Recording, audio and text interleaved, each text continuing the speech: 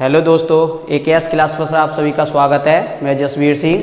जैसे ही आपको पता है कि हमारे सीटेट के प्रैक्टिस सेट आज से शुरू हो चुके हैं। ठीक, प्रैक्टिस सेट फर्स्ट है और ठीक है, प्रैक्टिस सेट फर्स्ट मैथ का प्रैक्टिस सेट है। ठीक है, मैथ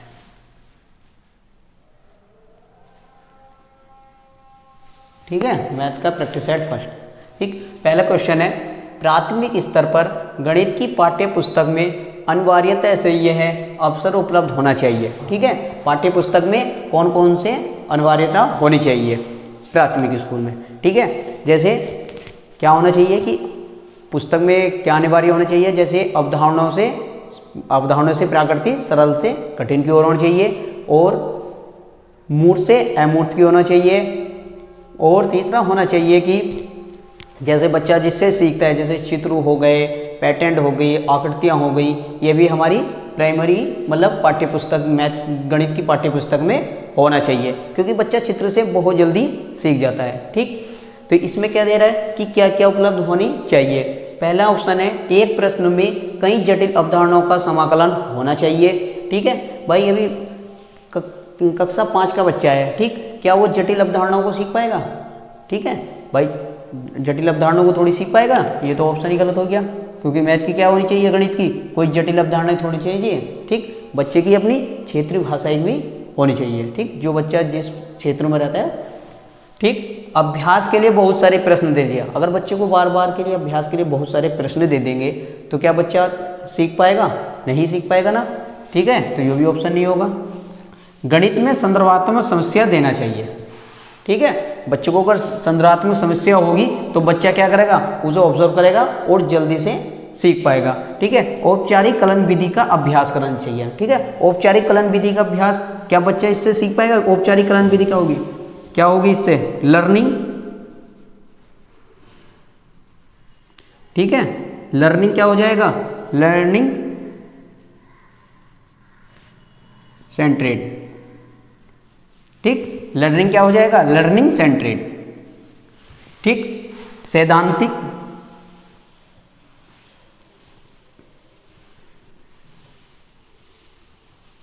क्या हो जाएगा? सैद्धांतिक तथ्य। ठीक है, सैद्धांतिक तथ्य हो।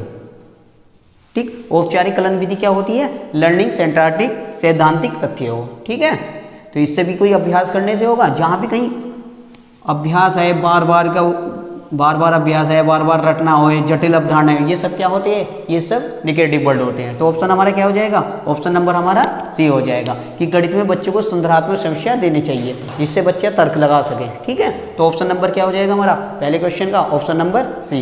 ठीक,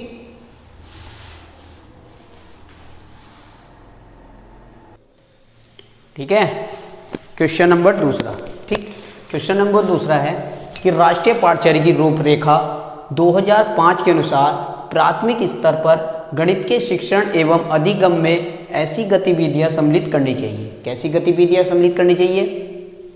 जिनमें अधिगमकर्ताओं की केवल उपदेशात्मक सहभागिता हो।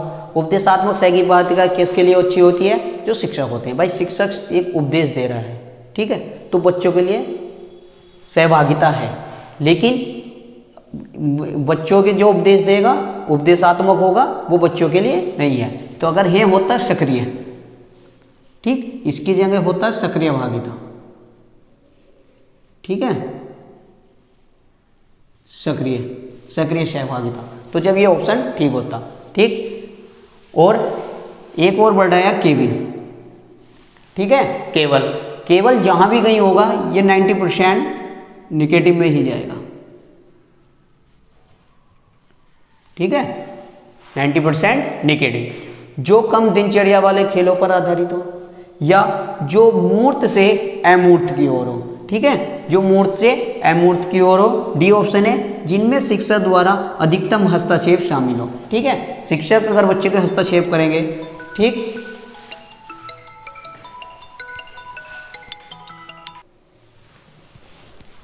ठीक है, ठीक, डी ऑप्शन है, जिनमें शिक्षक द्वारा अधिकतम हस्तक्षेप शामिल हो।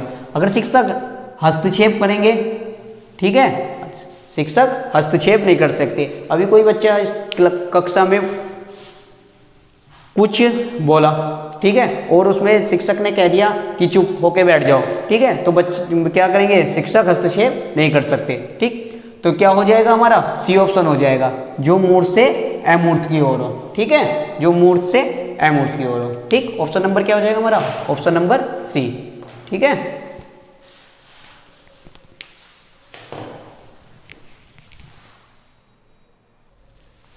ठीक है, क्वेश्चन नंबर हमारा है 3rd। ठीक, कह रहे कि राष्ट्रीय पाठ्यक्रम की रूपरेखा 2005 के अनुसार प्राथमिक स्तर का शिक्षण और अधिगम केंद्रित होना चाहिए।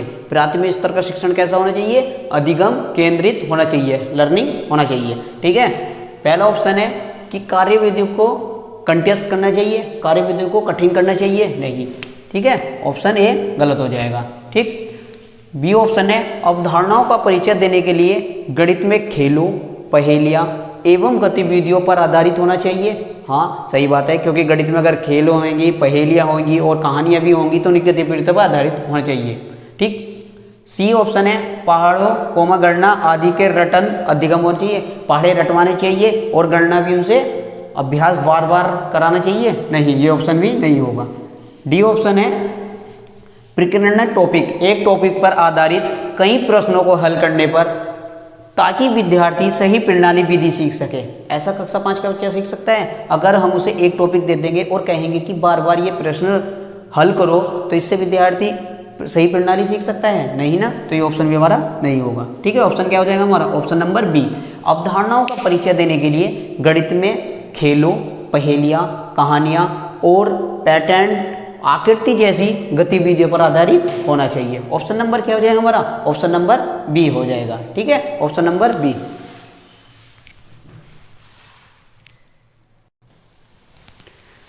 ठीक है, क्वेश्चन नंबर हमारा है 4। क्वेश्चन 4 क्या है, निम्नलिखित में से कौन से कथन गणित की प्रकृति के बारे में सबसे उपयुक्त विधि है। ठीक है, पहला ऑप्शन है ये बच्चों के सृजनात्मक बनाने में सहायता करता है, बच्चों की क्रिएटिविटी के लिए करता है। ठीक है, बी ऑप्शन है ये बच्चों की कल्पनाओं को प्रक्षेपित करने में सहायता करता है, और सी है ये निगमनात्मक विवेचन तर्क पर आधारित है, और ये डी है ये हमेशा अभिसारी होता है। ठीक है, ये हमेशा अभिसारी होता है। इसके ऑप्शन लिख लो, ए और बी,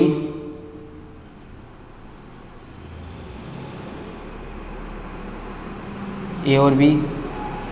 ऑप्शन बी है ए कोमा बी एंड सी। ठीक है, एंड कर लो। ठीक, और सी ऑप्शन है ए एंड सी, और डी ऑप्शन है बी एंड सी। ठीक है, सी ऑप्शन है बी एंड सी। ठीक, तो वो क्या करिए, निम्नलिखित में से कौन से कथन गणित की प्रकृति के बारे में सबसे उपयुक्त है। यह बच्चों की सृजनात्मक बनाने में सहमत करता है, सही बात है, सृजनात्मक बनाने में सहायता करेगा क्रिएटिविटी से। ठीक है, तो ऑप्शन ए हमारा सही है। बी ऑप्शन है ये बच्चों की कल्पनाओं को प्रक्षेपित करने में सहायता करता है, सही बात है, बच्चा कल्पना करेगा तभी तो प्रक्षेपित होगा। ठीक है, ये भी गणित की प्रकृति है। ठीक, नंबर 3 है ये निगुणात्मक विवेचन तर्क पर आधारित होते हैं, सही बात है। निगुणात्मक क्या हो जाएगा, निगुणात्मक विवेचन तर्क, ये जो अपना तर्क लगाएंगे, बच्चे सवाल करने को कोई सवाल देंगे उसमें अपना बच्चा तर्क लगाएगा, तो ये भी गणित की प्रकृति के बारे में विवेचना है। ठीक, डी कह रहा है ये हमेशा अभिसारी होते हैं, ये ऑप्शन गलत है। ठीक, ये हमेशा अभिसारी नहीं होते, ये हमेशा अपसारी होते हैं। कैसे होते हैं, अपसारी। ठीक है, ये हमेशा अपसारी होते हैं। ठीक, अभिसारी का मतलब क्या है, बंद। अभिसारी और अपसारी समझ लो, अभिसारी किसे कहते हैं और अपसारी। ठीक है, अपसारी में होते हैं जो बंद प्रश्न होते हैं, बंद वाले प्रश्न। ठीक है, और अपसारी कैसे होते हैं, खुले वाले प्रश्न, खुले वाले प्रश्न। ठीक है, बंद वाले प्रश्न, खुले वाले प्रश्न। ठीक, जैसे हम खुले वाले प्रश्नों का एग्जाम्पल लेगा हो जाए, जैसे 5 में को 3 जोड़ें कितना हो जाएगा 8। ठीक, 5 में 3 जोड़ा 8 हो गया। 8 कैसे कैसे आ सकता है भाई, मैं 2 + 6 जोड़ के सकता हूँ तो भी 8 आ सकता है, और 4 में को 4 जोड़ सकता हूँ तो भी 8 आ सकता है, और क्या जोड़ लेंगे 6 में 2 हो गया, और मैं 7 में को अगर 1 जोड़ सकता हूँ तो 8 आ सकता है। ठीक है, ये होते हैं अपसारी। ठीक, जिसके बहुत सारे हल हो। ठीक है, वे कहाँ में आएंगे, वे आएंगे अपसारी प्रश्न में। ठीक है, वे कहाँ में आएंगे, वे अपसारी प्रश्न में आएंगे। ठीक, और बंद वाले प्रश्न कैसे होते हैं, जिनका एक ही आंसर हो। ठीक है, जिनका एक ही आंसर हो, जैसे 20/5। ठीक है, 20/5। ठीक, तो ये 5 से जब काटेंगे तो क्या आएगा, एक ही आंसर, 5 चौक 20। ठीक है, 5 चौक 20। ठीक, तो ये कैसे हो जाएंगे, बंद वाले प्रश्न हो जाते हैं। ठीक है, ये कैसे आ जाएंगे, बंद वाले प्रश्नों को अभिसारी कहते हैं, और खुले वाले प्रश्नों क्या कहते हैं, अपसारी कहते हैं। अभिसारी बंद वाले प्रश्न जिसका एक ही क्वेश्चन का एक ही हल हो, और अपसारी होते हैं खुले वाले प्रश्न जिसके एक क्वेश्चन के अनेक हल हो। ठीक है, अब ये समझ लो। ठीक, देखो गणित की प्रकृति। ठीक है, गणित की प्रकृति क्या कौन सी होती है, यहां समझ लो गणित की प्रकृति। ठीक, गणित की प्रकृति क्या क्या होती है। ठीक, एक होती है अवधारणाओं,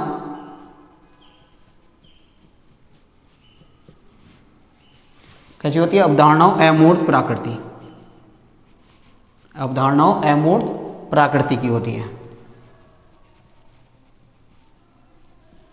ठीक है, दूसरी क्या होती है, दूसरी होती है अवधारणाओं निगमनात्मक प्रकृति।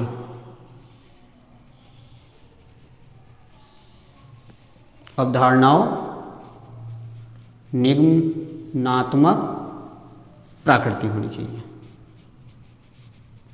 ठीक है, और नंबर 3 क्या होती है, अवधारणाओं संचय प्रकृति। अवधारणाओं संचय प्रकृति।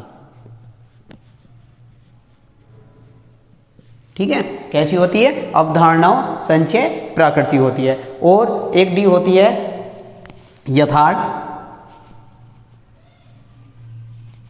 जैसे क्रमबद्ध। ठीक है, क्रमबद्ध मतलब क्रम से। ठीक है, तार्किक व स्पष्ट, तार्किक व स्पष्ट।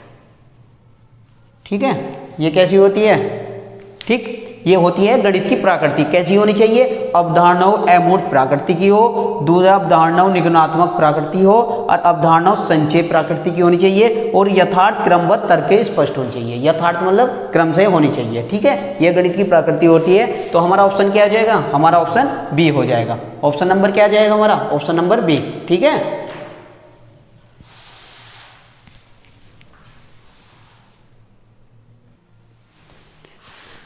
ठीक है, क्वेश्चन नंबर हमारा 5। कक्षा में विद्यार्थियों को अधिगम के प्रति अप्रशिक्षित करने की कौन सी युक्तियां सही है। ठीक है, अप्रशिक्षित करने की कौन सी युक्तियां सही है। ठीक, ऑप्शन ए है, कक्षा में विद्यार्थियों की अधिकतम सहभागिता को बढ़ावा देना चाहिए। सही बात है, अगर हम अधिगम में लर्निंग में सहभागिता को बढ़ावा देंगे तो ये क्या होगा, विद्यार्थियों में रुचि पैदा होगी। ठीक है, तो ये हमारा ऑप्शन ठीक है। दूसरा कह रहा है ऑप्शन, अंकों के लिए प्रतिस्पर्धा को बढ़ावा देना चाहिए। अगर हम बच्चों को भर भर के अंक देंगे तो उससे प्रतिस्पर्धा को बढ़ावा मिलेगा, नहीं मिलेगा ना, तो क्या करेंगे, अंकों की प्रति नहीं होगा, तो ये ऑप्शन गलत हो जाएगा। ठीक है, विद्यार्थियों को उनके रुचि के आधार पर लक्ष्य निर्धारित करने में मदद करनी चाहिए। ठीक है, बच्चों में क्या क्या रुचियां हैं उनके आधार पर क्या करना चाहिए, उनके लक्ष्यों में निर्धारित करने में बच्चों की मदद करनी चाहिए, हेल्प करनी चाहिए। ठीक है, ये ऑप्शन सही है। और थर्ड कह रहा है कि विद्यार्थियों को अपने विचार व्यक्त करने की आज़ादी देना चाहिए। ठीक है, बच्चे को क्या होना चाहिए, अपने विचार व्यक्त करने की फुल आज़ादी होनी चाहिए, जिससे बच्चा विचार अपने रख सके। ठीक है, ये भी क्या होगा, अधिगम के प्रति अप्रशिक्षित होगा। ठीक है, ठीक है, हमारा वो क्या हो जाएगा, ऑप्शन नंबर क्या आ जाएगा हमारा, ऑप्शन नंबर बी आ जाएगा। भाई वो कक्षा में विद्यार्थी अधिगम के प्रति प्रशिक्षित करने की कौन सी युक्तियां सही हैं। ठीक है, कक्षा में विद्यार्थियों की अधिकतम सहभागिता को बढ़ावा देना चाहिए। सही बात है, अगर हम विद्यार्थियों की अधिकतम सहभागिता को बढ़ावा देंगे तो अधिक अंक के प्रति अप्रत्यक्ष होगा। ठीक, अंकों के लिए प्रतिस्पर्धा को बढ़ावा देना चाहिए। ये जरूरी थोड़ी है कि हम अंक भर भर के अंक देंगे तो उससे प्रतिस्पर्धा को बढ़ावा मिलेगा। ठीक है, ये अधिक अंक के प्रति अप्रशिक्षित नहीं है। थर्ड कह रहा है कि विद्यार्थियों को उनके रुचि के आधार पर लक्ष्य निर्धारित करने में मदद करनी चाहिए। ठीक है, बच्चों के अधिक अंक के प्रशिक्षक क्या होगा, जो बच्चों में रुचियां हैं और जो बच्चों के लक्ष्य हैं उनको निर्धारित करने में बच्चों की मदद करना चाहिए। ठीक, डी ऑप्शन है विद्यार्थियों को अपने विचार व्यक्त करने की आज़ादी देना चाहिए। बच्चों क्या है, जो बच्चों के विचार है उन्हें व्यक्त करने के लिए उन्हें फुल आज़ादी देनी चाहिए। ऑप्शन क्या, आज के लिए इतना ही। ठीक है, और जो नेक्स्ट क्वेश्चन रह गए हैं वो कल हम नेक्स्ट क्लास में कराएंगे। और आज को हमारा सेशन आपको अच्छा लगा हो तो हमारी वीडियो लाइक कर देना, चैनल सब्सक्राइब कर देना और अपने दोस्तों तक शेयर कर देना। थैंक यू, धन्यवाद।